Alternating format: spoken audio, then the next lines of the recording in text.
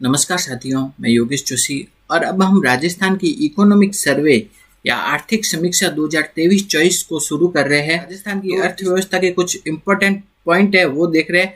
तो सबसे पहले हम देखते हैं राजस्थान की जो जीएसडीपी, राजस्थान की जीएसडीपी का मतलब होता है ग्रोस स्टेट डोमेस्टिक प्रोडक्टिविटी, यानी कि सकल राज्य घरेलू उत्पाद। जीएसडीपी का मतलब क्या होता है? ग्रोस स्टेट डोमेस्टिक प्रोडक्टिविटी, सकल राज्य घरेलू उत्पाद। तो राजस्थान की जो जीएसडीपी है स्थिर कीमतों पे कितनी है? तो राजस्थान की जीएसडीपी स्थिर कीमतों पे है 8.45 लाख करोड़। ठीक है, तो इसको हम क्या पढ़ेंगे? याद करने के हिसाब से 8.45 को क्या पढ़ेंगे? 8.45। ठीक है, तो राजस्थान की जीएसडीपी स्थिर कीमतों पर कितनी है? 8.45 लाख करोड़ है। तो राजस्थान की जो जीएसडीपी है स्थिर कीमतों पर कितनी है? 8.45 लाख करोड़ है। स्थिर कीमतों के लिए जो आधार वर्ष लिया जाता है ना, वो क्या लिया जाता है? 2011-12। तो स्थिर कीमतों के लिए जो आधार वर्ष लिया जाता है वो है 2011-12 वाला आधार वर्ष लिया जाता है। तो राजस्थान की जो जीएसडीपी है स्थिर कीमतों पे है 8.45 लाख करोड़। अब राजस्थान की जीएसडीपी देखते हैं, यानी कि ग्रोस स्टेट डोमेस्टिक प्रोडक्टिविटी, सकल राज्य घरेलू उत्पाद। तो राजस्थान की जो जीएसडीपी प्रचलित कीमतों पे कितनी है? वह है 15.28 लाख करोड़। कितनी है? 15.28 लाख करोड़। ठीक है, तो ये दोनों हो गया। तो ये पूछते हैं आपसे राजस्थान की जीएसडीपी स्थिर कीमतों पर कितनी है और प्रचलित कीमतों पर कितनी है, वो पूछते हैं। तो राजस्थान की जीएसडीपी स्थिर कीमतों पर है 8.45 लाख करोड़ और राजस्थान की जो जीएसडीपी है वो प्रचलित कीमतों पे है 15.28 लाख करोड़। ठीक है, तो ये तो हो गया जीएसडीपी। जीएसडीपी के बाद हम देखते हैं एनएसडीपी का मतलब क्या होता है? नेट स्टेट डोमेस्टिक प्रोडक्टिविटी, यानी कि शुद्ध राज्य घरेलू उत्पाद, नेट स्टेट डोमेस्टिक प्रोडक्टिविटी। तो राजस्थान की जो एनएसडीपी है वो है ना स्थिर कीमतों पे कितनी है? तो राजस्थान की जो एनएसडीपी स्थिर कीमतों पे है 7.41 लाख करोड़। कितनी है? 7.41 लाख करोड़ है राजस्थान की एनएसडीपी स्थिर कीमतों पर। जबकि राजस्थान की जो एनएसडीपी प्रचलित कीमतों पर कितनी है? एनएसडीपी का मतलब क्या हो गया? नेट स्टेट डोमेस्टिक प्रोडक्टिविटी, यानी शुद्ध राज्य घरेलू उत्पाद।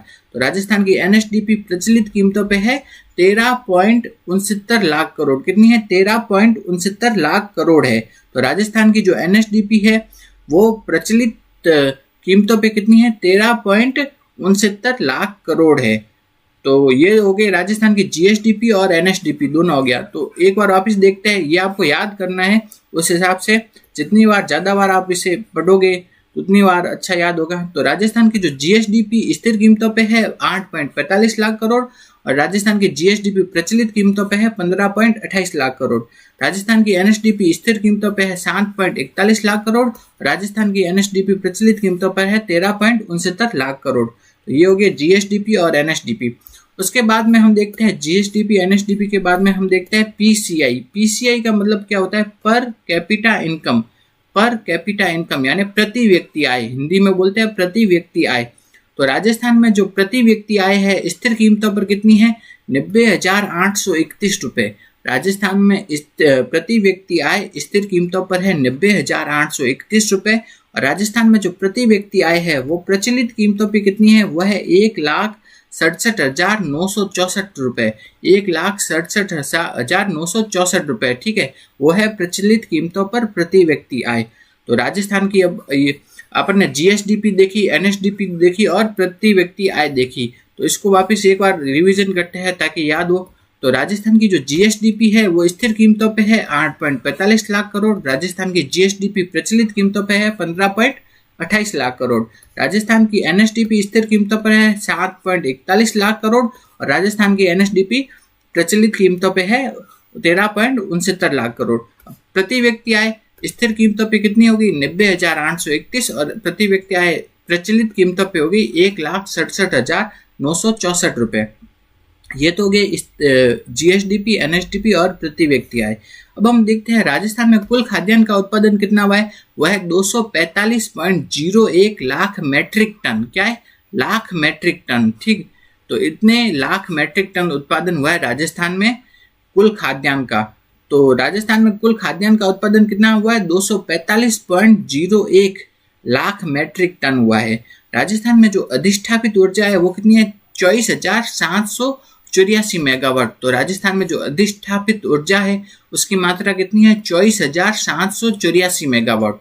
नेक्स्ट हम देखते हैं राजस्थान में औद्योगिक उत्पादन सूचकांक IIP, industrial index of productivity, IIP Rajasthan में औद्योगिक उत्पादन सूचकांक का मान कितना है? 153.77। तो राजस्थान में औद्योगिक उत्पादन सूचकांक का मान कितना है? 153.77 है।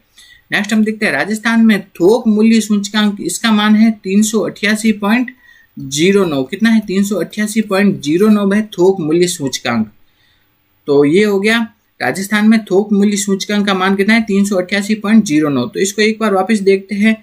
तो राजस्थान में कुल खाद्यान्न का उत्पादन कितना हुआ है? वो हुआ है 245.01 लाख मैट्रिक टन। राजस्थान में अधिष्ठापित ऊर्जा की मात्रा कितनी है? 24,784 मेगावाट। और राजस्थान में औद्योगिक उत्पादन सूचकांक का मान है 153.77। कितना है? 153.77।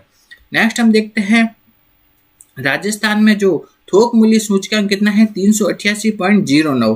तो ये हो गया। अब हम देखते हैं राजस्थान के जो GSDP है उसमें पिछले साल की तुलना में जो वृद्धि दर कितनी हुई है। तो राजस्थान की GSDP में पिछले साल की तुलना में साल की तुलना में कितनी वृद्धि दर हुई है वो है। तो राजस्थान में GSDP में स्थिर कीमतों में तो कितनी वृद्धि हुई है? 8.03%। राजस्थान की GSDP में प्रचलित कीमतों पर वृद्धि हुई है 12.56%। तो राजस्थान की जो GSDP है उसमें स्थिर कीमतों पर जो वृद्धि हुई है 8.03% और राजस्थान की GSDP में प्रचलित कीमतों पर जो वृद्धि हुई है वह है 12.56%। तो ये याद रखना है। नेक्स्ट हम देखते हैं GSVA। GSVA का मतलब क्या होता है? ग्रोस स्टेट वैल्यू एडेड, सकल राज्य मूल्य वर्धन। क्या होता है? सकल राज्य मूल्य वर्धन, ग्रोस स्टेट वैल्यू एडेड। तो आपके है ना ये कुछ क्षेत्र होते हैं जैसे कृषि, उद्योग और सेवा, ये 3 क्षेत्र है। एक तो है कृषि क्षेत्र, दूसरा सेवा क्षेत्र, तीसरा उद्योग क्षेत्र। तो इनका है ना GSVA में योगदान कितना है ये पूछा जाता है। तो कृषि, उद्योग और सेवा का GSVA में योगदान कितना है? तो कृषि, उद्योग और सेवा इनका योगदान कितना है ये स्थिर कीमतों पे भी देखेंगे और प्रचलित कीमतों पे भी देखेंगे। तो प्रचलित कीमतों वाला तो याद करना ही है, इंपॉर्टेंट है, पूछा जाता है। तो हम है ना कृषि का GSVA में योगदान है कितना है? लगभग 26% स्थिर कीमतों पे। उद्योगों का GSVA में योगदान है लगभग 29% स्थिर कीमतों पे और सेवा का GSVA में योगदान है लगभग 43%। ये सब है स्थिर कीमतों पे। अब प्रचलित कीमतों पे देखते हैं। कृषि का GSVA में योगदान 26%, उद्योगों का योगदान है कितना? 28% और सेवा क्षेत्र का योगदान है लगभग 45%। तो आपको मेनली है ना ये वाला याद रखना है प्रचलित कीमतों का। तो ये लगभग में है, इसके बाद पॉइंट में है, लेकिन इतना रखेंगे तो याद काम हो जाएगा। तो कृषि का GSVA में योगदान कितना है? लगभग 26%। उद्योगों का GSVA में योगदान है 28% और सेवा क्षेत्र का GSVA में योगदान है कितना? लगभग 45%। तो ये याद रखना है कि सीधा अपन से ये पूछ सकते हैं। प्रचलित कीमतों वाला याद रखना है अपन को। तो कृषि का GSVA में योगदान 26% लगभग, उद्योगों का योगदान कितना है? 28% और सेवा क्षेत्र का योगदान है 45%। तो इसमें सबसे कम योगदान किसका हो गया? कृषि का, फिर उद्योगों का, फिर सेवा क्षेत्र का। तो सबसे अधिक योगदान हो गया GSVA में किसका है? सेवा क्षेत्र का। तो अब हम देखते हैं GSVA में सबसे अधिक योगदान किसका है? सेवा क्षेत्र का। लगभग कितना है? 45% योगदान है। ठीक है। अब सेवा क्षेत्र के अंदर भी है ना बहुत सारे क्षेत्र आते हैं। ठीक है। सेवा क्षेत्र में भी किसका योगदान सबसे अधिक है? तो हमने देखा GSVA में तो किसका योगदान सबसे ज्यादा है? सेवा क्षेत्र का। और सेवा क्षेत्र के अंदर भी किसका योगदान सबसे ज्यादा है वो देखते हैं। वो है होटल व्यापार तथा रेस्टोरेंट का। होटल व्यापार तथा रेस्टोरेंट का योगदान सबसे अधिक है। लगभग कितना है? सेवा क्षेत्र का लगभग 28% है। सेवा क्षेत्र का है उसका लगभग 28% योगदान किसका है? वो है होटल व्यापार और रेस्टोरेंट का। ये अभी RS 2023 में जो प्री हुआ था उसमें पूछा गया था कि सेवा क्षेत्र के अंदर भी सबसे सर्वाधिक योगदान किसका है? वो है होटल व्यापार और कृषि एवं कृषि से संबंधित क्षेत्र। ये वाला टॉपिक पढ़ेंगे इस क्लास में। तो शुरू करते हैं। सबसे पहले हम देखते हैं GSVA। GSVA मतलब हमने देखा था ग्रोस स्टेट वैल्यू एडेड, सकल राज्य मूल्य वर्धन। ठीक है। तो GSVA में कृषि तथा कृषि से जो संबद्ध क्षेत्र है उनका योगदान कितना है? उनका योगदान है लगभग 26%। तो GSVA में कृषि तथा कृषि से संबद्ध क्षेत्रों का योगदान है लगभग 26%। अब हम देखते हैं एक तो कृषि तथा कृषि से संबद्ध क्षेत्र। कृषि कृषि में तो क्या आ गया, कृषि तो आ गया यानी फसल तो आ गया, ठीक है। और कृषि से संबद्ध क्षेत्र है, तो संबद्ध क्षेत्रों में क्या क्या आ जाएगा, पशुधन, वानिकी एवं लॉगिंग, मत्स्य, ये सब आ गए, ठीक है। तो कृषि तथा कृषि से संबद्ध क्षेत्रों बोले तो उससे मतलब क्या हो गया, एक तो फसल हो गया, पशुधन हो गया, वानिकी हो गया, मत्स्य हो गया, ये सब बातें हैं कृषि तथा कृषि से संबद्ध क्षेत्रों में।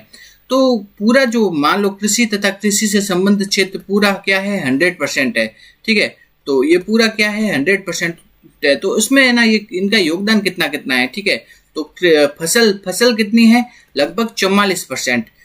पशुधन का योगदान कितना है, लगभग 48%। वानिकी का योगदान है 6% और मत्स्य का योगदान है लगभग 0.49% या 0.49%। तो कृषि तथा कृषि से संबंधित क्षेत्रों में क्या आगे, फसल, पशुधन, वानिकी और मत्स्य, ठीक है। तो फसल का योगदान कितना है, लगभग कितना है, 44%। और पशुधन का योगदान है 48%, वानिकी का योगदान है 6% और मत्स्य का योगदान है 0.49%। सबसे अधिक योगदान किसका है, पशुधन का है, ठीक है। तो कितना है, लगभग 48%। अब हम आगे देखते हैं भूसांख्यिकी 2022-23 के अनुसार। तो उसके अनुसार हम देखते हैं कि राजस्थान में कुल प्रतिवेदित क्षेत्रफल कितना है। तो राजस्थान में कुल प्रतिवेदित क्षेत्रफल है 342.81 लाख हेक्टेयर। तो भूसांख्यिकी 2022-23 के अनुसार राजस्थान में कुल जो प्रतिवेदित क्षेत्रफल है वह 342.81 लाख हेक्टेयर है, ठीक है। नेक्स्ट हम देखते हैं राजस्थान में शुद्ध बोया गया क्षेत्रफल। तो शुद्ध बोया गया क्षेत्रफल कितना है, 53.74%, लगभग कितना, 53%। बंजर भूमि राजस्थान में कितनी है, 10%। वानिकी कितना है, 8%, ठीक है। ऊसर या कृषि अयोग्य भूमि लगभग कितनी है, 6%। कृषि के अलावा अन्य उपयोगी भूमि तो वो हो गई 5.92%।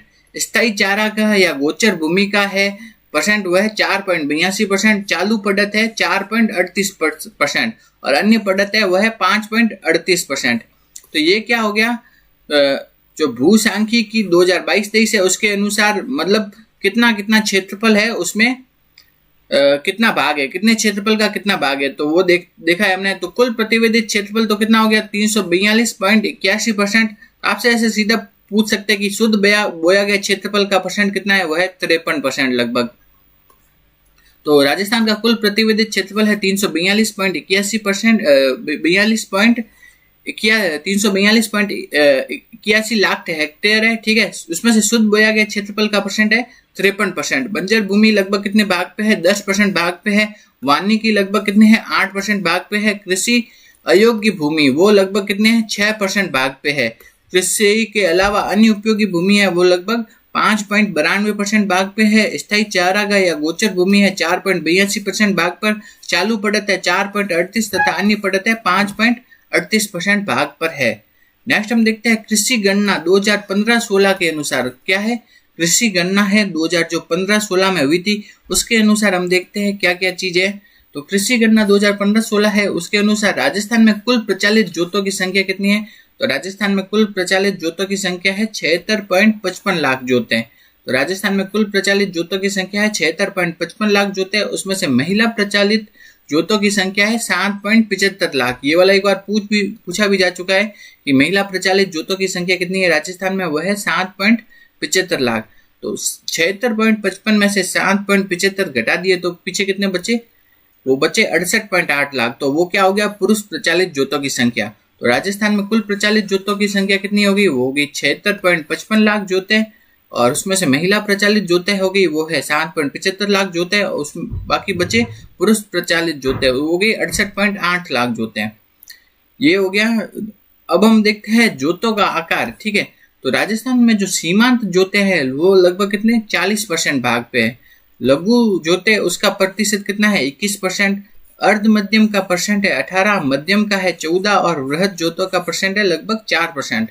तो सीमांत जोतों अपन को इतना भी याद हो जाए ना 40%, तो पॉइंट के पीछे याद रखने की इतनी जरूरत है नहीं, ठीक है। तो सीमांत जोते लगभग कितनी है 40%। लघु जोते है वो है 21%। अर्ध मध्यम है 18, मध्यम है 14 और वृहद है वो हो गई लगभग 4.69% हो गई, ठीक है। तो सीमांत जोते हो गई 40, लघु हो गई 21, अर्ध मध्यम हो गई 18, मध्यम हो गई 14 और वृहद जोते हो गई 4% लगभग। अब हम देखते हैं कृषि उत्पादन, ये इंपॉर्टेंट है, पूछते हैं कृषि उत्पादन राजस्थान में 2023-24 में कुल खाद्यान्न का उत्पादन कितना हुआ है, वो है 245.01 लाख मैट्रिक टन। राजस्थान में 2023-24 में कुल खाद्यान्न का उत्पादन हुआ है 245.01 लाख मैट्रिक टन हुआ है। कितना? 245.01 लाख मैट्रिक टन हुआ है। पिछले साल की तुलना में कमी हुई है, ठीक है। इस बार खाद्यान्न के उत्पादन में जो वृद्धि नहीं हुई है पिछले साल की तुलना में क्या हुई है? कमी हुई है। तो कमी कितनी हुई है? 3.08% की कमी हुई है पिछले साल की तुलना में खाद्यान्न के उत्पादन में। तो राजस्थान में 2023-24 में कुल खाद्यान्न उत्पादन है 245.01 लाख मैट्रिक टन और पिछले साल की तुलना में कितनी कमी हुई है? 3.08% की कमी हुई है। नेक्स्ट हम देखते हैं राजस्थान में जो खरीफ है, खरीफ का उत्पादन कितना होता है? वह 76.43 लाख मैट्रिक टन और जबकि रबी का उत्पादन है वो है 132.18 लाख मैट्रिक टन। कुल खाद्यान्न का उत्पादन तो कितना है? 245.01 लाख मैट्रिक टन, ठीक है। उसमें से रबी का उत्पादन है वह है 132.18 लाख मैट्रिक टन और खरीफ का उत्पादन है वह 76.43 लाख मैट्रिक टन है। तो ये हो गया खरीफ का और रबी का उत्पादन। नेक्स्ट है कि खरीफ तिलहन की फसलें देखते हैं। तिलहन की फसलों में ना कौन कौन सी तिलहन फसलें रबी के अंतर्गत आती है और कौन कौन सी तिलहन की फसलें खरीफ के अंतर्गत आती है। अगर आप असिस्टेंट प्रोफेसर और संस्कृत विभाग की तैयारी कर रहे हो तो ये इंपॉर्टेंट है, क्योंकि अभी जो असिस्टेंट प्रोफेसर वाले एग्जाम में भी ये पूछा गया था कि रबी की तिलहन की फसल और खरीफ की तिलहन की फसल ऑप्शन देके पूछा था, ठीक है। तो ये याद रखना है। तो कौन सी तिलहन की फसल है जो कि खरीफ में आती है? तो खरीफ तिलहन फसलें में आगे मूंगफली, तिल, सोयाबीन और अरंडी, ठीक है। खरीफ तिलहन फसलों में आ गई कौन कौन सी? मूंगफली, तिल, सोयाबीन और अरंडी, ये सभी क्या है? खरीफ तिलहन की फसलें हैं। जबकि रबी तिलहन की फसलों में आ गई राई, सरसों, तारामीरा और अलसी। तो रबी तिलहन फसलों में आ गई राई, सरसों, तारामीरा और अलसी, ये हो गई रबी तिलहन की फसलें। 2023-24 में तिलहन का उत्पादन कितना बता? वो बता 121.24 लाख मैट्रिक टन और वो पिछले साल की तुलना में कमी कितनी हुई है? 2.10% की कमी हुई है। तो अपन को मेन तो ये याद रखना है कि इसमें क्या है, रबी की तिलहन की फसल कौन सी है और खरीफ की तिलहन की फसल कौन सी है। तो रबी की तिलहन की फसलें है राई, सरसों, तारामीरा, अलसी और खरीफ की तिलहन फसलें है मूंगफली, तिल, सोयाबीन, अरंडी। उसके अलावा राजस्थान में कुल खाद्यान्न का उत्पादन कितना हुआ है 2023-24 में? वह है 245.01 लाख मैट्रिक टन और उसमें से खरीफ का उत्पादन है 76.43 लाख मैट्रिक टन और रबी का उत्पादन है 132.18 लाख मैट्रिक टन। नेक्स्ट हम देखते हैं राजस्थान में गन्ने का उत्पादन कितना हुआ है 2023-24 में? वह है 3.28 लाख मैट्रिक टन गन्ने का उत्पादन हुआ है और कपास का उत्पादन हुआ है 26.21 लाख गांठें कपास का उत्पादन हुआ है। नेक्स्ट हम देखते हैं, ये भी इंपॉर्टेंट है, पूछते हैं भारत सरकार कृषि सांख्यिकी रिपोर्ट 2022 है, ठीक है, 2022 की रिपोर्ट है। उसके अनुसार है राजस्थान में ना जो 4 फसलें है, 4 फसलों के उत्पादन में राजस्थान का पूरे देश में कौन सा स्थान है? पहला स्थान है। ऐसी 4 फसलें हैं जिसकी की उत्पादन में राजस्थान का पूरे देश में कौन सा स्थान है? पहला स्थान है। वो 4 फसलें कौन कौन सी हो गई? पहली होगी बाजरा, दूसरी सरसों, कुल तिलहन और ग्वार। एक तो होगी बाजरा, दूसरी होगी क्या? सरसों, तीसरी होगी कुल तिलहन और चौथी होगी ग्वार। इन 4 फसलों के उत्पादन में राजस्थान का पूरे देश में कौन सा स्थान है? पहला स्थान है, ठीक है। बाजरा, सरसों, कुल तिलहन और ग्वार, ये पूछते हैं, इंपॉर्टेंट है कि कौन से ऐसे ऑप्शन दे देंगे कि कौन सी फसल के उत्पादन में राजस्थान का पूरे देश में पहला स्थान है, तो ऑप्शन में दे देंगे इस हिसाब से। तो बाजरा, सरसों, कुल तिलहन और ग्वार, इन 4 फसलों के उत्पादन में राजस्थान का पूरे देश में पहला स्थान है। तो बाजरा है, बाजरा में पूरे भारत में जितना बाजरे का उत्पादन होता है उसका लगभग 39% उत्पादन राजस्थान में होता है। पूरे भारत के सरसों उत्पादन का लगभग 46% उत्पादन राजस्थान में होता है। पूरे भारत के तिलहन उत्पादन का लगभग 22% उत्पादन राजस्थान में होता है और पूरे भारत में ग्वार का जितना उत्पादन होता है ना उसका लगभग 87% उत्पादन राजस्थान में होता है। 87% ग्वार राजस्थान में उत्पादित होता है।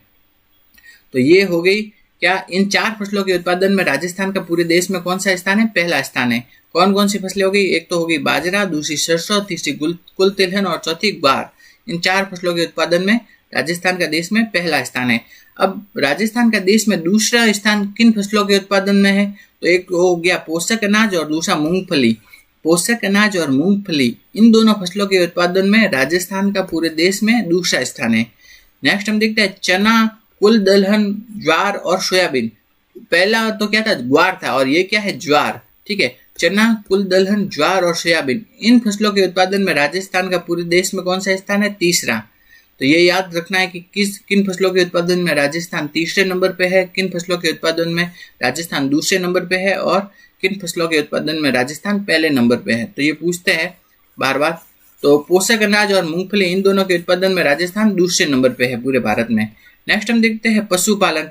पशुपालन के लिए पशु गणना 2019 के अनुसार राजस्थान में पशुधन की संख्या कितनी है। तो पशुपालन वाला डाटा जो पुराना ही है, 2019 में जो पशु गणना हुई थी ना, उसके अनुसार है। ठीक है, तो पशु गणना 2019 के अनुसार राजस्थान में कुल पशुधन कितने हैं, वह 568.01 लाख। ठीक है, तो राजस्थान में कुल पशुधन कितने हैं, 568 लाख है, लगभग 568 लाख पशुधन है राजस्थान में। और जो कि कुल देश के पूरे पशुधन है उसका कितना है, लगभग 10.60%। राजस्थान में पशुधन की संख्या है 568 लाख और पूरे देश के पशुधन का कितना है, 10.60% है।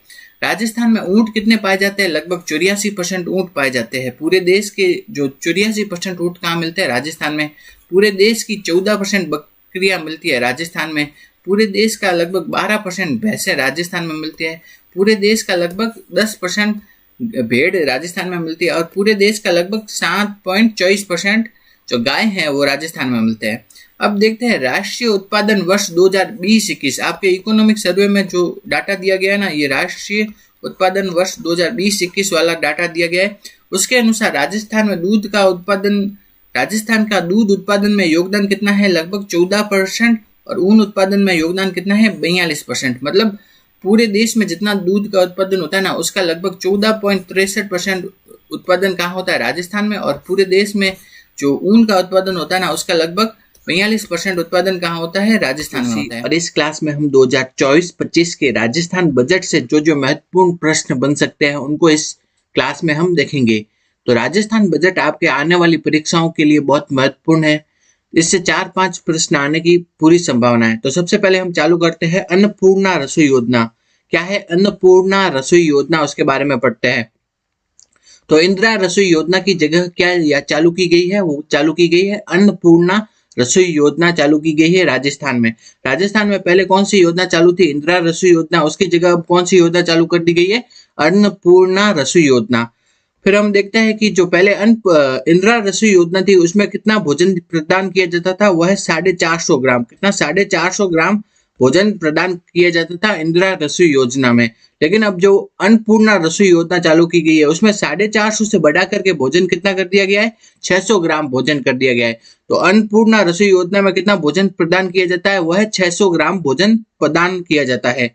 तो अब हम आगे देखते हैं कि जो पहले पूर्व में जो इंदिरा रसोई योजना चालू थी, ठीक है, उसमें राज्य सरकार का प्रति थाली व्यय कितना आता था। तो राज्य सरकार का प्रति थाली व्यय आता था 25 रुपए का। इंदिरा रसोई योजना में राज्य सरकार का प्रति थाली व्यय आता था 25 रुपए का, जिसमें से 8 रुपए तो किससे लिए जाते थे, जनता से, हमसे लिए जाते थे। प्रति थाली कितने रुपए में प्रदान की जाती थी, 8 रुपए में।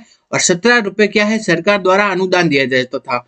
तो पूर्व में जो इंदिरा रसोई योजना चालू थी उसमें राज्य सरकार का प्रति थाली व्यय कितना आता था, 25 रुपए, जिसमें से 8 रुपए तो हमसे लिए जाते थे और 17 रुपए का राज्य सरकार द्वारा के दिया जाता था, अनुदान दिया जाता था। लेकिन अब जो वर्तमान में जब अब अन्नपूर्णा रसोई योजना चालू है उसमें क्या है, राज्य सरकार का प्रति थाली व्यय कितना आएगा, वो आएगा 30 रुपए का। राज्य सरकार का प्रति थाली व्यय आएगा 30 रुपए का, जिसमें से 8 रुपए तो जनता से लिए जाएंगे और उसमें क्या है, 22 रुपए का क्या है, सरकार द्वारा अनुदान प्रदान किया जाएगा। तो पहले तो व्यय कितना था, 25 रुपए का आता था, अब कितना आएगा, 30 रुपए का। पहले क्या था, कितना भोजन मिलता था, 450 ग्राम भोजन मिलता था, अब कितना मिलेगा, 600 ग्राम भोजन मिलेगा। पहले भोजन में क्या शामिल नहीं थे, बाजरा, ज्वार, रागी जैसे अन्न शामिल नहीं थे। अब जो अन्नपूर्णा रसोई योजना जो चालू की गई है उसमें क्या शामिल कर दिया गया है, बाजरा, ज्वार, रागी जैसे अन्न को शामिल कर दिया गया है। अब हम आगे देखते हैं अन्नपूर्णा रसोई योजना में राज्य सरकार का वार्षिक व्यय कितना आएगा। तो अन्नपूर्णा रसोई योजना में राज्य सरकार का जो वार्षिक व्यय आएगा वो है 350 करोड़ रुपए। तो अन्नपूर्णा रसोई योजना में राज्य सरकार का जो वार्षिक व्यय आएगा वो है 350 करोड़ रुपए। अब हम आगे देखते हैं 1 जनवरी 2024 से 73 लाख परिवारों को कितने 73 लाख परिवारों को 450 रुपए में गैस सिलेंडर प्रदान किए जा रहे हैं। तो कब से 1 जनवरी 2024 से कितने 73 लाख परिवारों को कितने में रुपए में 450 रुपए में गैस सिलेंडर प्रदान किए जा रहे हैं। अब हम आगे देखते हैं स्टेट रोड फंड में कितना अतिरिक्त प्रावधान किया है। बजट के अनुसार कितना अतिरिक्त प्रावधान किया गया है, वो है 1500 करोड़ रुपए का अतिरिक्त प्रावधान किया गया है। इसमें स्टेट रोड फंड है, उसमें कितना अतिरिक्त प्रावधान किया गया है, वह 1500 करोड़ रुपए का अतिरिक्त प्रावधान किया गया है। अब हम आगे देखते हैं प्रधानमंत्री सूर्योदय योजना। कौन सी योजना है? प्रधानमंत्री सूर्योदय योजना। ये योजना चालू कब की गई? ये है 22 जनवरी 2024 को चालू की गई थी। इसमें के अंतर्गत क्या किया जाएगा? देश के 1 करोड़ हाउस होल्ड को सौर ऊर्जा से इलेक्ट्रीफाई करने का लक्ष्य रखा गया है। तो प्रधानमंत्री सूर्योदय योजना चालू की गई थी 22 जनवरी 2024 से। इसके अंतर्गत देश के 1 करोड़ हाउस होल्ड है उसको सौर ऊर्जा से इलेक्ट्रीफाई करने का लक्ष्य रखा गया है। नेक्स्ट हम देखते हैं जो प्रधानमंत्री सूर्योदय योजना है उसका लाभ प्रदेशवासियों को अधिक से अधिक मिल सके, इसके लिए क्या किया गया है? तो राजस्थान के लोगों को इस योजना का लाभ अधिक से अधिक प्राप्त हो, इसके लिए क्या किया है? तो इसके लिए ऊर्जा विभाग ने क्या किया है? पीएमयू मतलब प्रोजेक्ट मॉनिटरिंग यूनिट का गठन किया गया है। तो ऊर्जा विभाग ने इसके लिए पीएमयू या प्रोजेक्ट मॉनिटरिंग यूनिट का गठन किया है। ठीक, अब हम आगे देखते हैं 5 लाख से अधिक घरों पर क्या है? सोलर प्लांट स्थापित होंगे। तो जो प्रधानमंत्री सूर्योदय योजना है इसके अंतर्गत राजस्थान में कितने 5 लाख से अधिक जो घरों पर क्या लगाने का लक्ष्य रखा गया है? सोलर प्लांट लगाने का लक्ष्य रखा गया है 5 लाख से अधिक परिवारों के घरों पर। नेक्स्ट देखते हैं कि जो जब सोलर प्लांट लग जाएंगे तो इससे प्रति परिवार को कितनी 300 यूनिट की बिजली मुफ्त मिल सकेगी। तो सोलर प्लांट लगने के बाद प्रति परिवार को कितनी 300 यूनिट की बिजली मुफ्त मिल सकेगी। कौन सी योजना के अंतर्गत? प्रधानमंत्री सूर्योदय योजना के अंतर्गत। आगे हम देखते हैं किन किन शहरों हेतु 500 इलेक्ट्रिक बसें उपलब्ध कराई जाएगी। तो ऐसी कौन कौन सी शहर है जिसके लिए कि 500 इलेक्ट्रिक बसें उपलब्ध करवाई जाएगी? वो है जयपुर, जोधपुर, उदयपुर और कोटा। इन शहरों के लिए कितनी 500 इलेक्ट्रिक बसों की सुविधा की जाएगी। कौन कौन सी शहर है? जयपुर, जोधपुर, उदयपुर और कोटा। कौन से? जयपुर, जोधपुर, उदयपुर और कोटा। इन शहरों को 500 इलेक्ट्रिक बसों उपलब्ध करवाई जाएगी। नेक्स्ट हम देखते हैं जयपुर मेट्रो का विस्तार किया जाएगा। तो जयपुर मेट्रो का विस्तार कहां से कहां तक किया जाएगा? टोक रोड के साथ सीतापुरा, अंबाबाड़ी होते हुए विद्याधर नगर तक। ठीक है, टोक रोड के साथ सीतापुरा, टोक रोड से सीतापुरा होते हुए अंबाबाड़ी होते हुए विद्याधर नगर तक क्या किया जाएगा? जयपुर मेट्रो का विस्तार किया जाएगा। नेक्स्ट हम देखते हैं आपके बजट में लिखा गया है कि जेजेएम जल जीवन मिशन में जो जल जीवन मिशन के कवरेज में किसमें कवरेज में राजस्थान का स्थान कौन सा था? वो था 33वां स्थान था। अब जल जीवन मिशन में जो राजस्थान का पहले अभी स्थान कौन सा है? वो है 33वां लिखा हुआ है आपके बजट में। अब देखते हैं कि जल जीवन मिशन जेजेएम क्या है? एक केंद्र सरकार की योजना है। इसके तहत क्या किया जाता है? ग्रामीण परिवारों को नल कनेक्शन उपलब्ध करवाए जाते हैं। ठीक है, तो जेजेएम के तहत क्या है? ग्रामीण परिवारों को नल कनेक्शन उपलब्ध करवाने हेतु जो योजना चालू की गई है वो क्या है? जेजेएम जल जीवन मिशन। इसके तहत क्या है? आगामी वर्ष में कितना लक्ष्य रखा गया है? वह है 25 लाख परिवारों को नल कनेक्शन उपलब्ध करवाने का लक्ष्य रखा है। तो आगामी वर्ष में कितने 25 लाख परिवारों को नल कनेक्शन उपलब्ध करवाने का लक्ष्य रखा गया है। किस योजना के तहत? जेजेएम योजना के तहत। आगे हम देखते हैं इस जेजेएम योजना में अब राज्य सरकार का व्यय कितना आएगा? वो आएगा 1500 करोड़ रुपए का व्यय आएगा। नेक्स्ट हम देखते हैं ईआरसीपी पूर्वी राजस्थान नहर परियोजना। इसके अंतर्गत राजस्थान के कितने जिलों में पेयजल तथा सिंचाई हेतु जल उपलब्ध कराया जाएगा? तो आपन के ये पहले तो कितने जिले दिए गए थे? 13 जिले दिए गए थे, हर जगह 13 जिले दिए गए हैं। लेकिन अभी जो बजट आया ना उसमें क्या लिखे हुए? 21 जिले, क्योंकि वो नए जिलों के गठन हो गया। तो उसके बाद क्या जिलों की संख्या कितनी हो गई? 21 हो गई। तो बजट में आपको कितना 21 जिले लिखा हुआ है। 21 जिलों को किसके? ईआरसीपी के तहत पेयजल तथा सिंचाई हेतु जल उपलब्ध करवाया जाएगा। और 21 नहीं ऑप्शन में तो कितना याद रखना है? 13, क्योंकि कितना था पहले? 13 जिले थे। अब जो नए जिलों के गठन के बाद कितने हो गए हैं? 21 जिलों के पेयजल तथा सिंचाई उपलब्ध करवाया जाएगा ERCP के तहत। आगे हम देखते हैं मुख्यमंत्री जल स्वावलंबन योजना 2.0 कौन सी है? मुख्यमंत्री जल स्वावलंबन योजना 2.0। इसके तहत क्या है, आगामी 4 वर्षों में कितने, आगामी 4 वर्षों में 20,000 गांवों में 5 लाख वाटर हार्वेस्टिंग स्ट्रक्चर बनाए जाएंगे। तो मुख्यमंत्री जल स्वावलंबन योजना 2.0 इसके तहत क्या है, आगामी 4 वर्षों में 20,000 गांवों में 5 लाख क्या है वाटर हार्वेस्टिंग स्ट्रक्चर बनवाए जाएंगे मुख्यमंत्री जल स्वावलंबन योजना के तहत। अगला देखते हैं ट्री आउटसाइड फॉरेस्ट इन राजस्थान, TOFIR। तो फिर ठीक है, तो ट्री आउटसाइड फॉरेस्ट इन राजस्थान इसके तहत क्या है, आगामी वर्ष में 4 करोड़ पौधे वितरित किए जाएंगे जो कि कहाँ लगाए जाएंगे, ट्री आउटसाइड फॉरेस्ट, ठीक है, फॉरेस्ट के बाहर की तरफ, ठीक है। तो ट्री आउटसाइड फॉरेस्ट इन राजस्थान, तो इसके तहत कितने 4 करोड़ पौधे वितरित किए जाएंगे। आगे हम देखते हैं कृष्ण मृग या ब्लैक बग के लिए हैबिटेट डेवलपमेंट कहाँ किया जाएगा, वह है जसवंतगढ़ नागौर में। इंपॉर्टेंट है, वेरी इंपॉर्टेंट, इससे प्रश्न आने की संभावना है पूरी कि ब्लैक बग या कृष्ण मृग के लिए हैबिटेट डेवलपमेंट कहाँ पे किया जाएगा, वो है जसवंतगढ़ नागौर में, ठीक है। तो कृष्ण मृग के लिए हैबिटेट डेवलपमेंट का कार्य कहाँ किया जाएगा, जसवंतगढ़ नागौर में किया जाएगा कृष्ण मृग के लिए हैबिटेट डेवलपमेंट का कार्य। आगे हम देखते हैं पीएम किसान सम्मान निधि योजना क्या है, पीएम किसान सम्मान निधि योजना इसके तहत क्या है, किसानों को जो पहले वित्तीय सहायता दी जाती थी, तो किसानों को दी जाने वाली वित्तीय सहायता पहले कितनी थी, 6,000 से बढ़ा करके कितनी कर दी गई है, 8,000 कर दी गई है इस बजट में। तो पीएम किसान सम्मान निधि योजना इसके तहत क्या है, किसानों को दी जाने वाली जो वित्तीय सहायता वो कितनी कर दी गई है, 8,000 रुपए कर दी गई है। तो पीएम किसान सम्मान निधि योजना के तहत किसानों को दी जाने वाली वित्तीय सहायता कितनी कर दी गई है, 8,000 रुपए कर दी गई है। आगे हम देखते हैं किसानों को गेहूं के न्यूनतम समर्थन मूल्य MSP के अतिरिक्त 125 रुपए प्रति क्विंटल का बोनस प्रदान किया जाएगा। तो पीएम किसान सम्मान निधि योजना इसके तहत क्या है, जो किसानों को कितनी वित्तीय राशि प्रदान की जाएगी, 8,000 रुपए की। और दूसरा क्या है, किसानों को जो गेहूं का जो MSP है उसके अतिरिक्त प्रति क्विंटल कितने हैं, 125 रुपए का बोनस प्रदान किया जाएगा। एक क्विंटल पर 125 रुपए का बोनस प्रदान किया जाएगा। MSP तो मिलेगी ही, उसके अलावा 125 रुपए का क्या है बोनस, कितने, एक क्विंटल पर। तो यह है पीएम किसान सम्मान निधि योजना।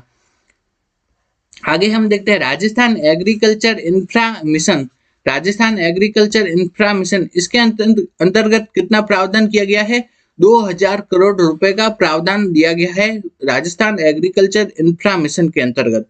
तो राजस्थान एग्रीकल्चर इंफ्रा मिशन में क्या क्या किया जाएगा, तो उसके अंतर्गत क्या है, 20,000 फार्म पॉन्ड खोले जाएंगे, 20,000 तो क्या फार्म पॉन्ड्स खोले जाएंगे, 10,000 किलोमीटर क्या है सिंचाई की पाइपलाइन बिछाई जाएगी, 50,000 किसानों हेतु क्या किया जाएगा, तारबंदी किया जाएगा, 50,000 किसानों के लिए क्या की जाएगी, तारबंदी। 5,000 किसानों को वर्मी कंपोस्ट यूनिट खोली जाएगी, ठीक है, 5,000 किसानों को वर्मी कंपोस्ट यूनिट का फायदा प्रदान किया जाएगा। नेक्स्ट हम देखते हैं एग्रो प्रोसेसिंग क्लस्टर खोले जाएंगे, फूड पार्क्स है, फूड पार्क्स विकसित किए जाएंगे, हॉर्टिकल्चर हब और कस्टम हायरिंग सेंटर ये स्थापित किए जाएंगे। किस योजना के तहत, राजस्थान एग्रीकल्चर इंफ्रा मिशन के तहत। ये सभी है राजस्थान एग्रीकल्चर इंफ्रा मिशन के तहत स्थापित किए जाएंगे। आगे हम देखते हैं किस खाद्यान्न को पीएम ने श्री अन्न की संज्ञा दी थी, तो श्री अन्न की संज्ञा किस खाद्यान्न को दी थी, वह है मिलेट, मिलेट को पीएम ने जो श्री अन्न की संज्ञा दी है। नेक्स्ट हम देखते हैं प्रदेश में मिलेट का उत्पादन बढ़ाने के लिए आगामी वर्ष में मिलेट्स के उच्च गुणवत्ता वाले बीज प्रदान किए जाएंगे। तो वो कौन सी फसल के कितने बीज प्रदान किए जाएंगे वो भी लिखा हुआ है, तो वो भी थोड़ा याद रखना है। तो प्रदेश में मिलेट्स का उत्पादन बढ़ाने के लिए आगामी वर्ष में जो मिलेट के जो बीज का वितरण किया जाएगा किसानों को, वह मक्का के कितने बीज दिए जाएंगे, 12 लाख किसानों को बीज दिए जाएंगे, बाजरा के बीज दिए जाएंगे 8 लाख किसानों को, सरसों के बीज दिए जाएंगे 7 लाख किसानों को, मूंग के बीज दिए जाएंगे 4 लाख किसानों को, ज्वार के बीज दिए जाएंगे 1 लाख किसानों को, मोठ के बीज दिए जाएंगे 1 लाख किसानों को दिए जाएंगे।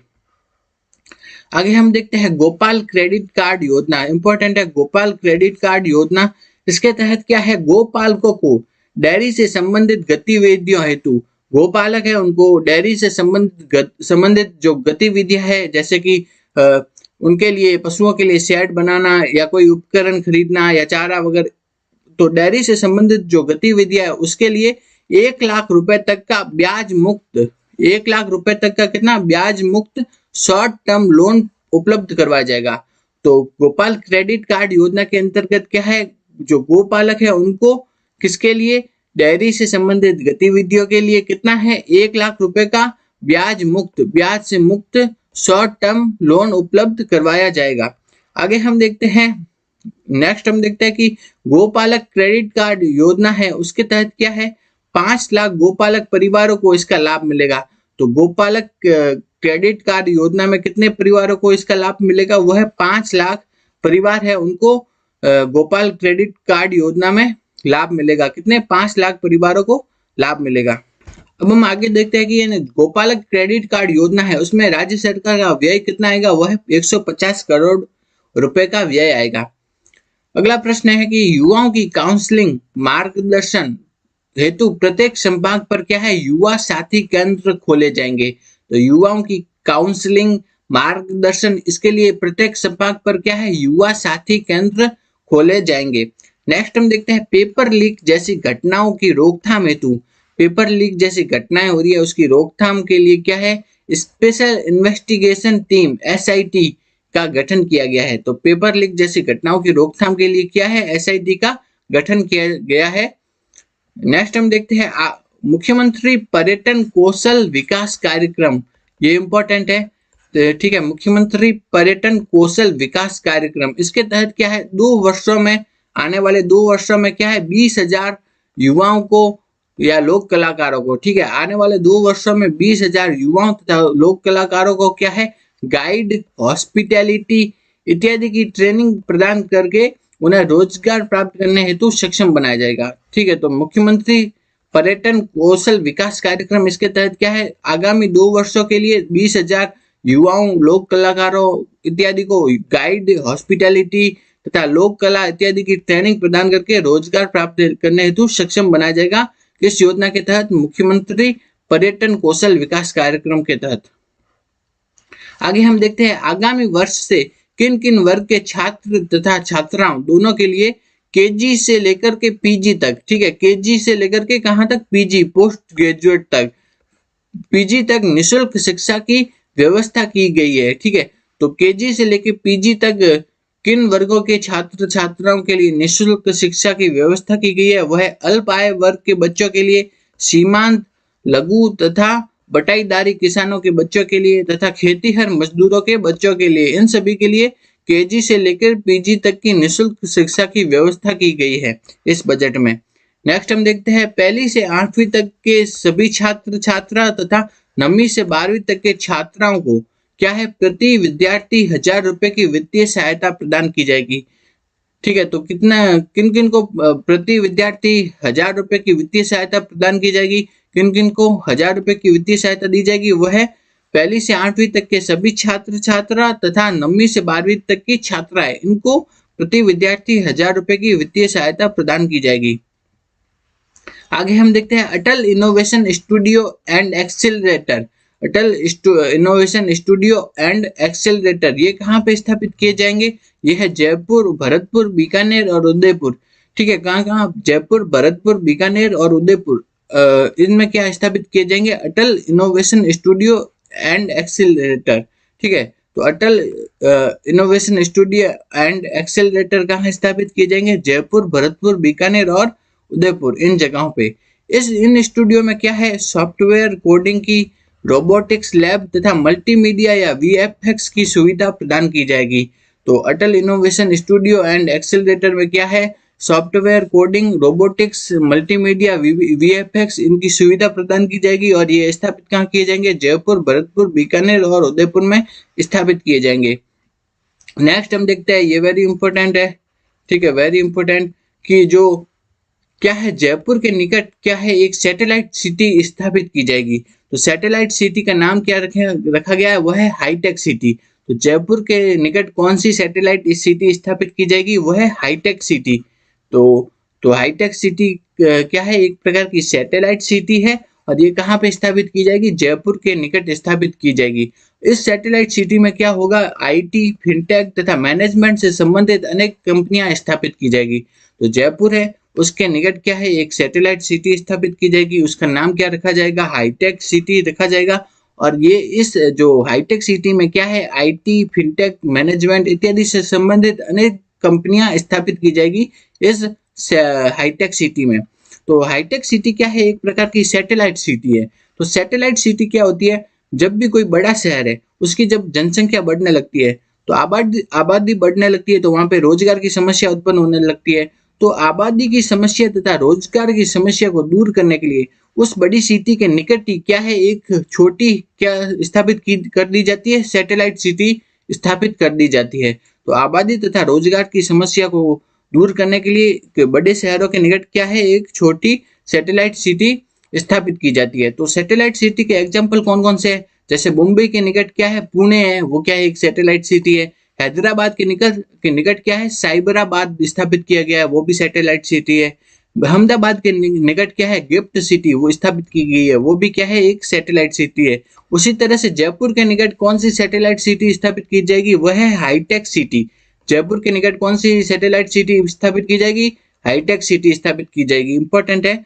तो हाईटेक सिटी क्या है, एक प्रकार की सैटेलाइट सिटी है जो कि कहाँ स्थापित की जाएगी, जयपुर के निकट। और आपसे पूछ लिया जाएगी किन की तर्ज पर स्थापित की जाएगी, वो है मुंबई के निकट पुणे है, हैदराबाद के निकट साइबराबाद है, अहमदाबाद के निकट गिफ्ट सिटी इसकी तर्ज पर। आगे हम देखते हैं जो सैटेलाइट सिटी है उसके निर्माण के लिए तो मेनली तो कौन काम करती है, राज्य सरकार। लेकिन जो उसके निर्माण के लिए केंद्र सरकार द्वारा भी कुछ सहायता प्रदान की जाती है। तो केंद्र सरकार द्वारा वो सहायता प्रदान की जाती है ना, वो किस कार्यक्रम के तहत प्रदान की जाती है, तो वो है गति शक्ति कार्यक्रम के तहत।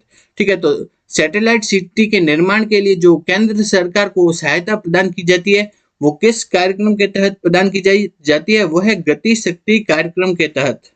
तो जो सैटेलाइट सिटी के निर्माण के लिए जो केंद्र सरकार है वो किस कार्यक्रम द्वारा सहायता प्रदान करती है, वो है गति शक्ति कार्यक्रम के तहत सहायता प्रदान करती है सैटेलाइट सिटी के निर्माण के लिए।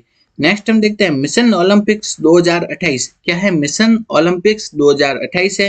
इंपॉर्टेंट है कि मिशन ओलंपिक्स 2028 क्या है, इसके तहत क्या है ओलंपिक में भाग लेने हेतु तैयार करने के लिए क्या है, ओलंपिक में जो भाग ले रहे हैं उसके लिए तैयार करने के लिए क्या है 50 युवाओं को ट्रेनिंग किट तथा कोच संबंधी सुविधाएं उपलब्ध करवाई जाएगी। तो मिशन ओलंपिक्स 2028 के तहत क्या है, ओलंपिक में भाग लेने के लिए तैयार करने के लिए युवाओं को क्या है, कितने युवाओं को, 50 युवाओं को कितने ट्रेनिंग किट तथा कोच संबंधी सुविधाएं उपलब्ध करवाई जाएगी, किस योजना के तहत, मिशन ओलंपिक्स 2028 के तहत। तो मिशन ओलंपिक्स 2028 के तहत क्या है, वो है ओलंपिक में भाग लेने के लिए तैयार करने के लिए 50 युवाओं को ट्रेनिंग किट और कोच संबंधी सुविधाएं उपलब्ध करवाई जाएगी मिशन ओलंपिक्स 2028 के तहत। आगे हम देखते हैं centre of excellence for sport कहाँ पे खोला जाएगा, वो है जयपुर में। इंपॉर्टेंट है, centre of excellence of sports ये कहाँ खोला जाएगा, जयपुर में खोला जाएगा। Centre of excellence for sports खोला जाएगा जयपुर में। इसमें व्यय आएगा 100 करोड़ रुपए का। नेक्स्ट हम देखते हैं रेजिडेंशियल गर्ल्स स्पोर्ट्स इंस्टीट्यूट। क्या है, रेजिडेंशियल गर्ल्स स्पोर्ट्स इंस्टीट्यूट ये कहाँ पे खोले जाएंगे, ये है जयपुर, भरतपुर और उदयपुर में। रेजिडेंशियल गर्ल्स स्पोर्ट्स इंस्टीट्यूट खोले जाएंगे जयपुर, भरतपुर और उदयपुर में। इनमें प्रति पर कितना खर्चा आएगा, 25-25 करोड़ रुपए का खर्चा आएगा। तो रेजिडेंशियल गर्ल्स स्पोर्ट्स इंस्टीट्यूट खोले जाएंगे जयपुर, भरतपुर और उदयपुर में।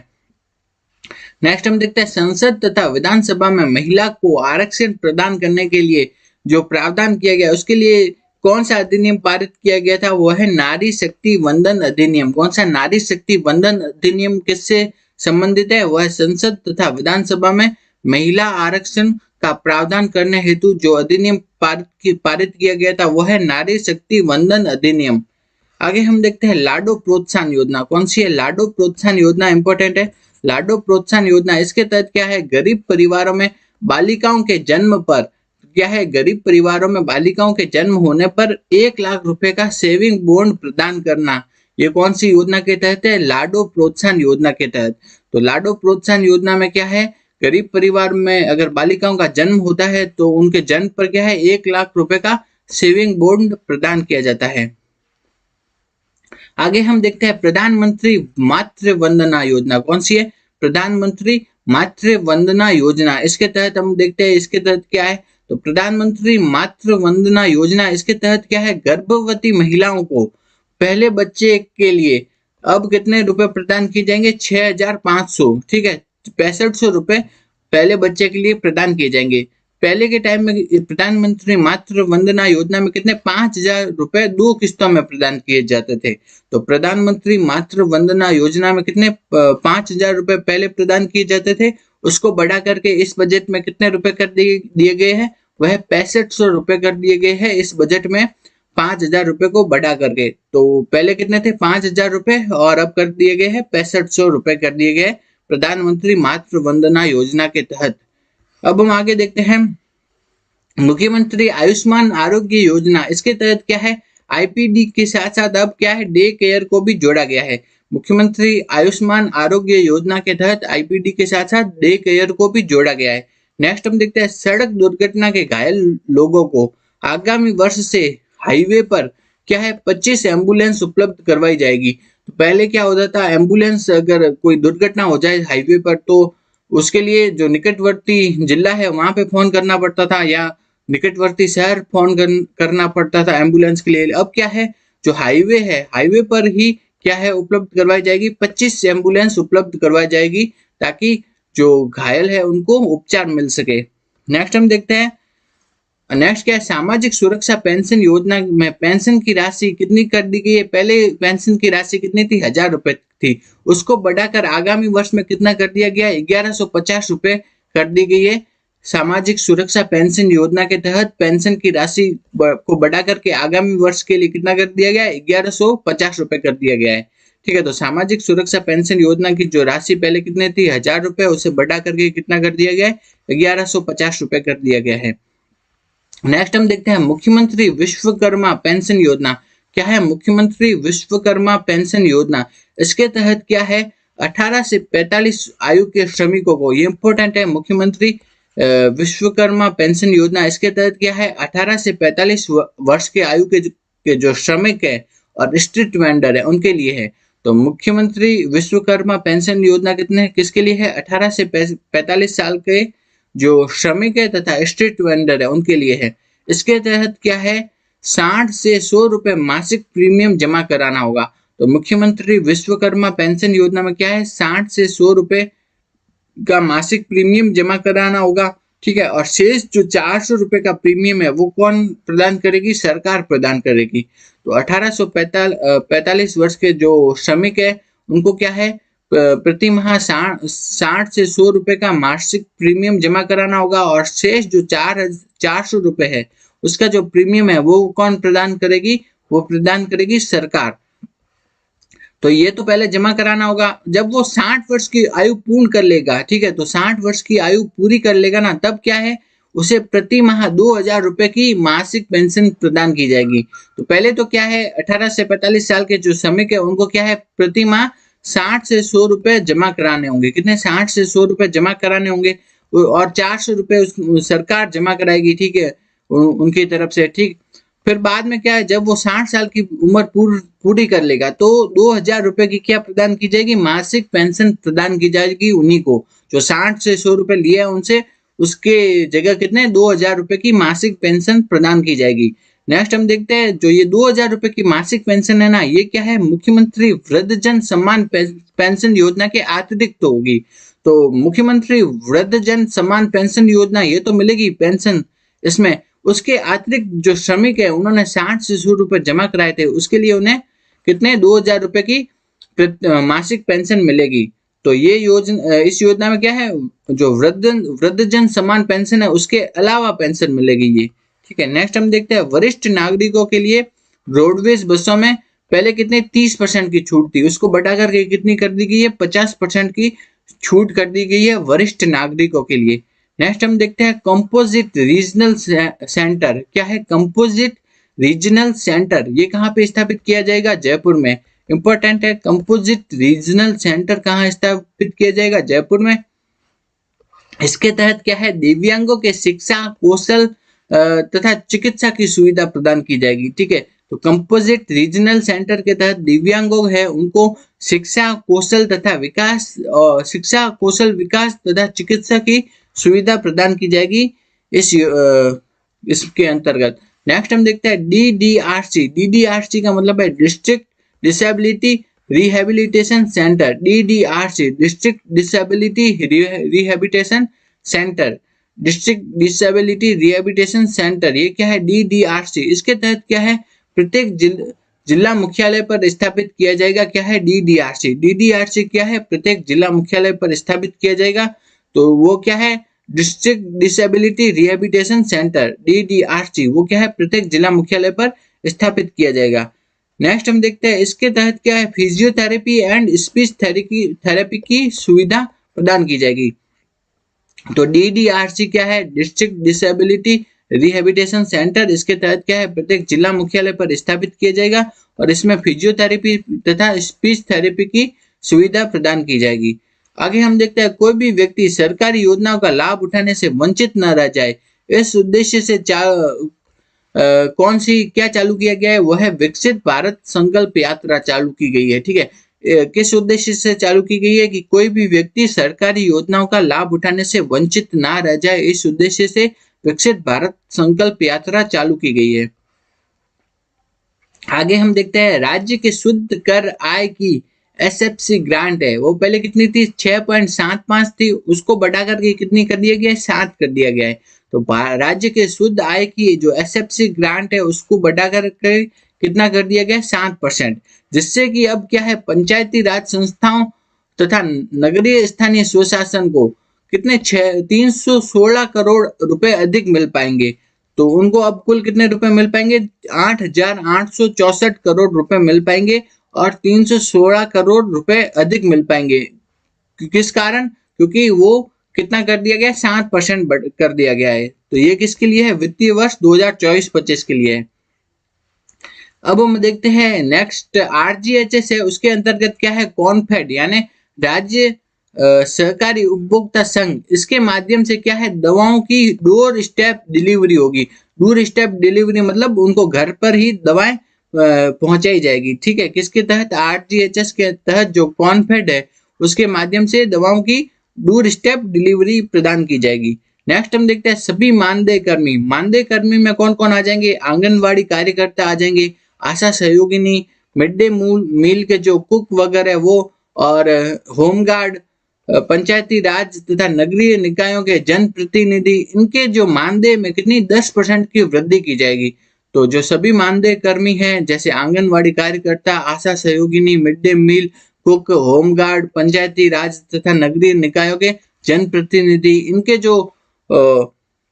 जो इनका मानदेय है उसमें कितनी 10% की वृद्धि प्रदान की जाएगी। नेक्स्ट हम देखते हैं लाडली सुरक्षा योजना। इंपॉर्टेंट है लाडली सुरक्षा योजना। इसके तहत क्या देखते हैं, इसके लाडली सुरक्षा योजना, इसके तहत क्या है, सार्वजनिक स्थलों पर बालिकाओं तथा बालिका छात्रावासों और नारी निकेतनों में CCTV कैमरे लगाए जाएंगे। तो लाडली सुरक्षा योजना के तहत क्या है, सार्वजनिक स्थल है वहां पे बालिका के छात्रावास तथा नारी निकेतन है, वहां पे क्या है, CCTV कैमरे लगाए जाएंगे। कौन सी योजना के तहत, लाडली सुरक्षा योजना के तहत। तो लाडली सुरक्षा योजना में क्या है, सार्वजनिक स्थलों पर, बालिका छात्रावासों पर तथा नारी निकेतन पर CCTV कैमरे लगाए जाएंगे, जिससे कि महिला छेड़छाड़ एवं अपराध को रोका जा सके। तो लाडली सुरक्षा योजना में क्या है, बालिका छात्रावासों और सार्वजनिक स्थानों पर क्या है, CCTV कैमरे लगाए जाएंगे, जिससे कि जो महिला छेड़छाड़ के जो अपराध है उनको रोका जा सके। आगे हम देखते हैं रानी लक्ष्मीबाई आत्मरक्षा प्रशिक्षण अभियान। क्या है, रानी लक्ष्मीबाई आत्मरक्षा प्रशिक्षण अभियान। इसके तहत क्या है, बालिकाओं को आत्मरक्षा हेतु प्रशिक्षण प्रदान किया जाएगा। तो रानी लक्ष्मीबाई आत्मरक्षा प्रशिक्षण अभियान में क्या है, बालिकाओं को आत्मरक्षा के लिए प्रशिक्षण प्रदान किया जाएगा और इस अभियान के तहत जिन बालिकाओं को उच्चतम स्तर का जो ब्लैक बेल्ट है, ठीक है, तो ब्लैक बेल्ट जिनको मिलेगा ना, उनको स्पोर्ट्स में क्या प्रदान किया जाएगा, स्पोर्ट्स कोटा प्रदान किया जाएगा, ठीक है। तो उनको क्या प्रदान किया जाएगा, स्पोर्ट्स कोटा प्रदान किया जाएगा, किनको, जिनको इस अभियान के तहत ब्लैक बेल्ट मिला है उन बालिकाओं को। तो रानी लक्ष्मीबाई आत्मरक्षा प्रशिक्षण अभियान, इसके तहत क्या है, बालिकाओं को आत्मरक्षा का प्रशिक्षण दिया जाएगा तथा और जिन बालिकाओं को इस योजना के तहत ब्लैक बेल्ट मिला है उनको क्या है, स्पोर्ट्स कोटा भी प्रदान किया जाएगा। आगे हम देखते हैं लोकतंत्र सेनानी सम्मान पेंशन योजना। क्या है, लोकतंत्र सेनानी सम्मान पेंशन योजना। तो लोकतंत्र सेनानी सम्मान पेंशन योजना ये क्या है, 1975 का जब इमरजेंसी लगी थी उस समय क्या है, संघर्ष करने वाले लोगों को 20,000 रुपए की पेंशन तथा 4,000 रुपए चिकित्सीय सहायता प्रदान की जाएगी।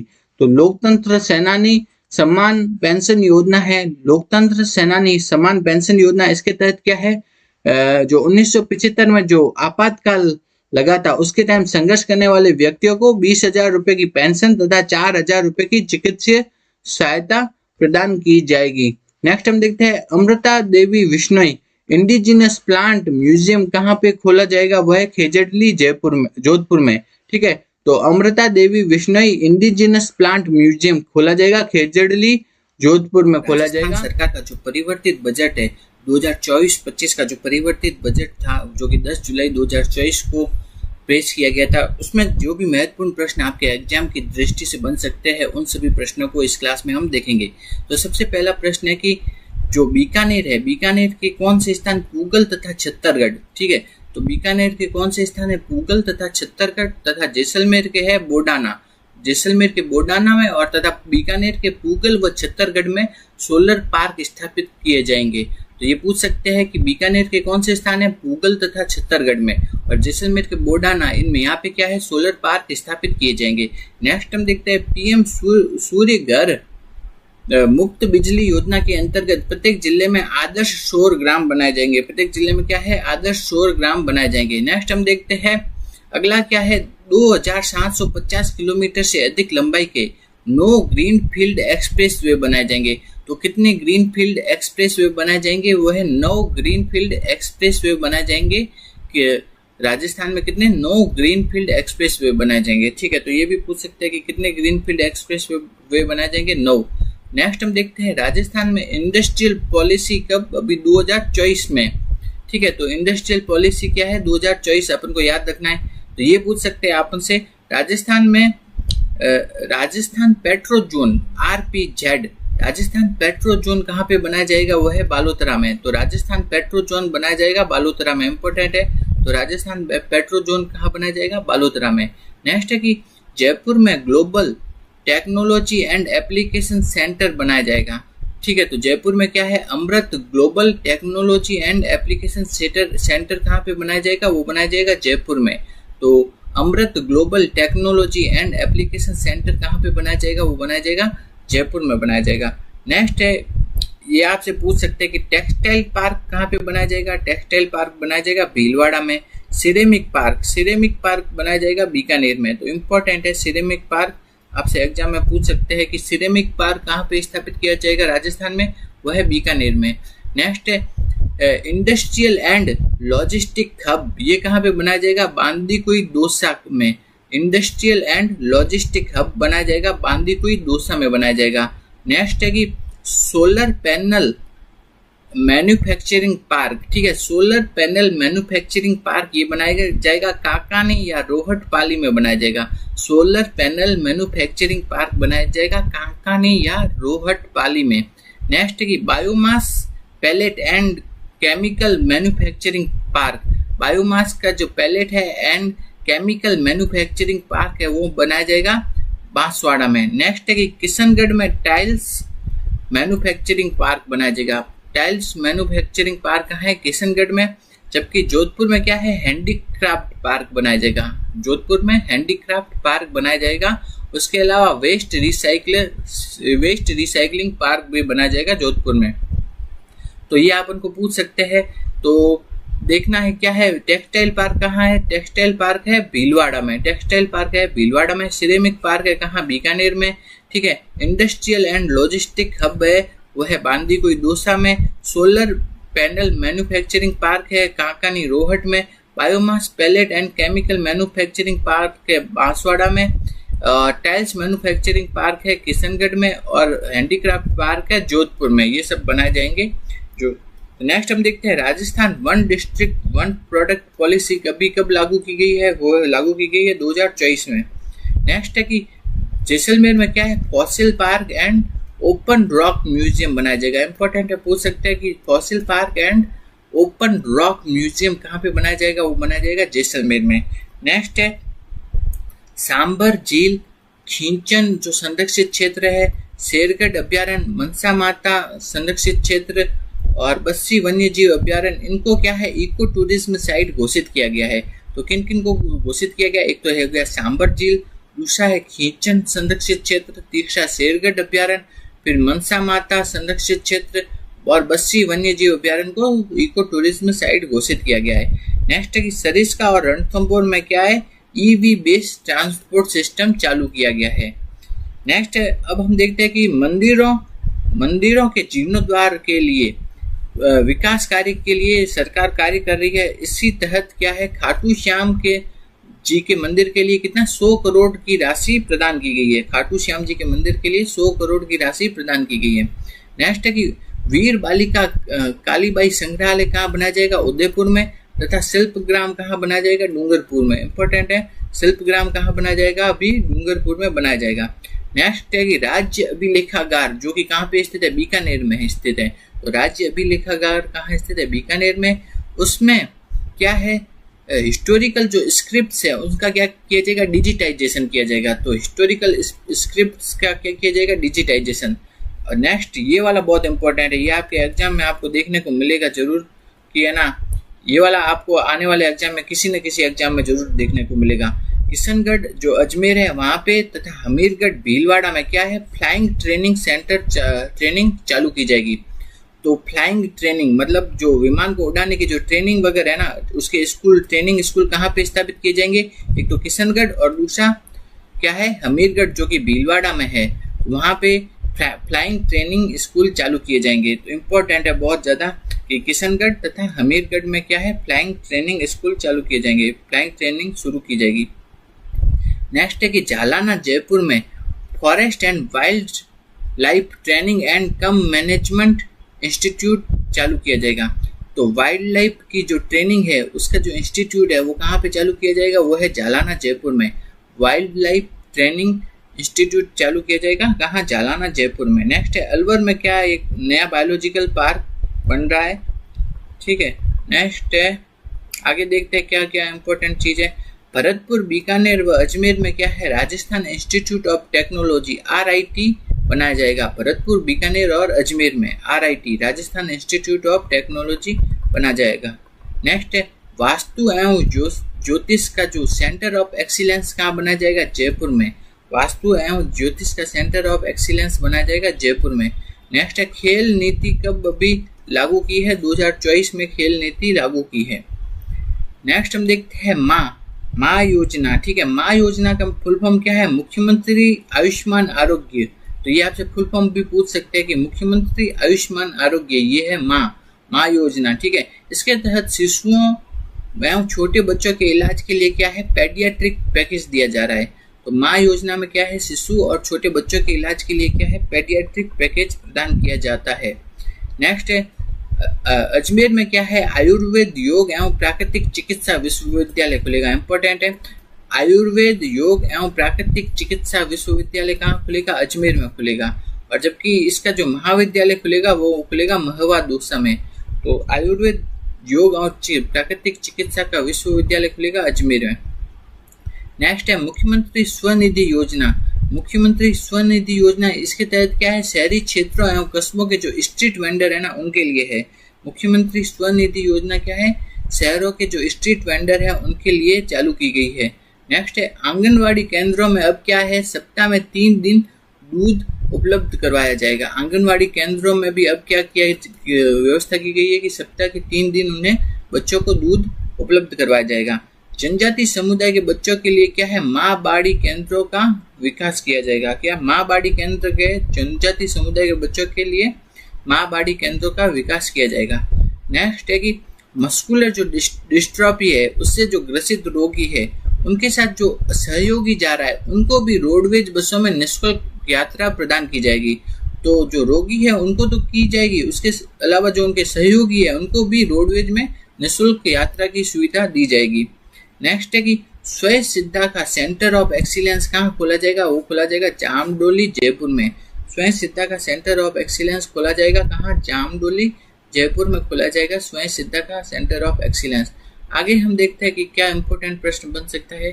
तो हाँ, ये भी इम्पोर्टेंट है कि जो भूसावर भरतपुर में क्या खोला जाएगा, फूड पार्क, और भरतपुर में क्या फूड प्रोसेसिंग पार्क खोला जाएगा। भूसावर भरतपुर में क्या है, फूड पार्क, जबकि भरतपुर में क्या है, फूड प्रोसेसिंग पार्क खोला जाएगा। नेक्स्ट हम देखते हैं, तो आपके जो परिवर्तित बजट है उससे ये इम्पोर्टेंट प्रश्न बन सकते हैं। इससे पहले बजट की क्लास हम ले चुके हैं,